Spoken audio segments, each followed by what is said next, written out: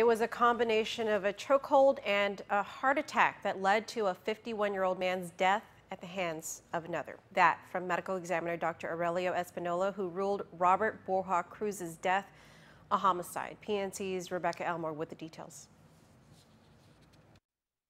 A family fight turned fatal yesterday morning. At approximately 6:30 a.m. Sunday, the Guam Police Department responded to an injured person call at Chalan Canton Tassi in Jonia. But by the time GPD arrived, it was already too late. Victim Robert Borja Cruz was found unresponsive and unconscious. Upon officers' arrival, they noted that CPR was being performed on the 51-year-old male.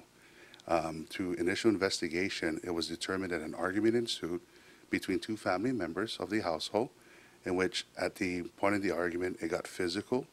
During the course of the argument, injuries that were sustained required the 51-year-old victim to be transported to Naval Hospital, Guam, due to the victim being unconscious and unresponsive. Tapao adds that about an hour later, Cruz was pronounced dead at the Naval Hospital. The investigation quickly turned from injured person to death investigation. Now, the suspect was identified as 41-year-old Casdos Riku. He was booked and confined at the Department of Correction. According to a magistrate report, it all began when Borja accused Kiku of calling him homophobic slurs. From there, it escalated to a fistfight.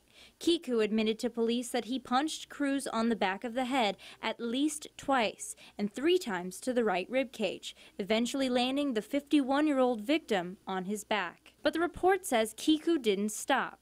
From there, Kiku allegedly placed Cruz in a chokehold that proved fatal. Varying eyewitness reports say the choking lasted 10 to 15 seconds long. An autopsy report by Chief Medical Examiner Dr. Aurelio Espinola ruled that the victim had a pre-existing heart condition. Dr. Espinola adds that the choking could have led to the heart attack that killed Cruz.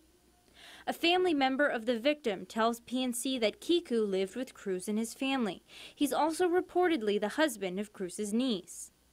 All of them were tenants of Senator Frank Uggan Jr., who also issued a statement thanking law enforcement officials, saying, quote, "It was a long morning. You tried to save a life and you served our community at home, so I can serve our country on the front line," end quote.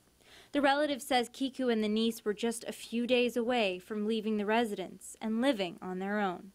The 51-year-old victim lived here in Tenant 213 under Senator Frank Uggan Jr. But he was not just a victim. He was an uncle and a father, now survived by 3 children. Reporting for PNC News, I'm Rebecca Elmore.